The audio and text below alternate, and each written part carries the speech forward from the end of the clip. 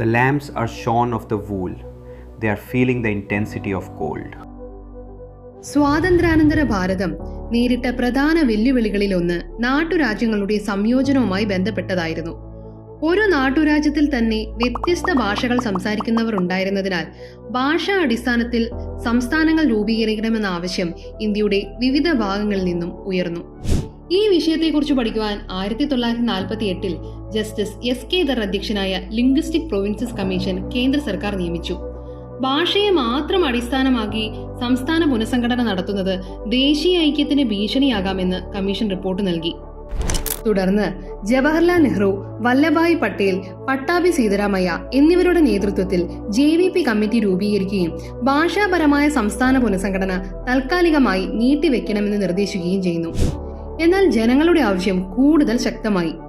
1952 തെലുങ്ക് ഭാഷകൾക്കായുള്ള പ്രത്യേക സംസ്ഥാനത്തിനായി നിരാഹാര സമരം നടത്തിയ പോറ്റി ശ്രീരാമലുവിന്റെ മരണം രാജ്യത്തെ നടുക്കി. വ്യാപക പ്രതിഷേധങ്ങൾക്ക് പിന്നാലെ 1953 ഇന്ത്യയിലെ ആദ്യ ഭാഷാപരമായ സംസ്ഥാനമായി ആന്ധ്രാപ്രദേശ് രൂപീകരിക്കപ്പെട്ടു. ഇത് ചരിത്രത്തെ തന്നെ മാറ്റിമറിച്ചു. തുടർന്ന് ജസ്റ്റിസ് ഫസൽ അലി അധ്യക്ഷനായ സ്റ്റേറ്റ് റീഓർഗനൈസേഷൻ കമ്മീഷൻ നിയമിക്കപ്പെട്ടു. അവരുടെ ശുപാർശകളെ അടിസ്ഥാനമാക്കി 1956 സ്റ്റേറ്റ് റീഓർഗനൈസേഷൻ ആക്ട് നിലവിൽ വന്നു. അതിലൂടെ ഭാഷയെ അടിസ്ഥാനമാക്കി ഇന്ത്യയുടെ ഭൂപടം പുനരൂപകൽപ്പന ചെയ്യപ്പെട്ടു.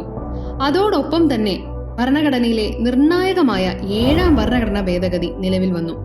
ഈ ഭേദഗതിയിലൂടെ ഇന്ത്യയിലെ പഴയ part A, part B, part C, D എന്നീ സംസ്ഥാന വിഭാഗങ്ങൾ നീക്കം ചെയ്യപ്പെടുകയും സംസ്ഥാനങ്ങളും കേന്ദ്രഭരണ പ്രദേശങ്ങളും എന്ന പുതിയ സംവിധാനം കൊണ്ടുവരികയും ചെയ്തു.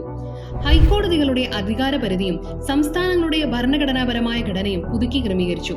അങ്ങനെ ഭാഷയെ അടിസ്ഥാനമാക്കിയ സംസ്ഥാന പുനഃസംഘടന ഇന്ത്യയുടെ ഭൂപടം മാത്രമല്ല, ഇന്ത്യൻ ഫെഡറൽ സംവിധാനത്തിന്റെയും ഇന്ത്യയുടെ രാഷ്ട്രീയ ഭാവിയെ തന്നെയും മാറ്റിയെഴുതി. 1953 നിയമിച്ച ഫസൽ അലി കമ്മീഷനിലെ 3 അംഗങ്ങളിൽ ഒരാൾ മലയാളിയായിരുന്നു. ആരായിരുന്നു ആ മലയാളി? ഉത്തരം കമന്റ് ചെയ്യുമല്ലോ.